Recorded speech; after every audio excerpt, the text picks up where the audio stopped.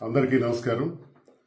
రాష్ట్రంలో పెరిగిన విద్యుత్ ఛార్జీలు, ఈ విద్యుత్ ఛార్జీల పైన మాట్లాడాలనిపించి ఒకసారి చంద్రబాబు నాయుడు ఎన్నికలకు ముందు చెప్పినటువంటి మాటలు నాకు గుర్తుకొస్తున్నాయి. రాష్ట్రంలో జగన్మోహన్ రెడ్డి గారు భారీగా విద్యుత్ ఛార్జీలను పెంచారు. నేను అధికారంలోకి వస్తే విద్యుత్ ఛార్జీలను పెంచను. శభాష్. మరి చంద్రబాబు నాయుడు అక్కడితో ఆగాడా?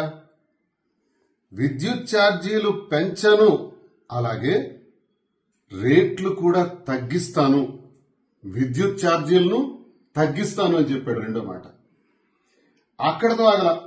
చాలా విచిత్రంగా మూడో మాట ఏంటంటే వినియోగదారుల చేతే విద్యుత్తు అమ్మేటట్లు చేస్తాను. ఇది చాలా విచిత్రమైన మాట. వినియోగదారు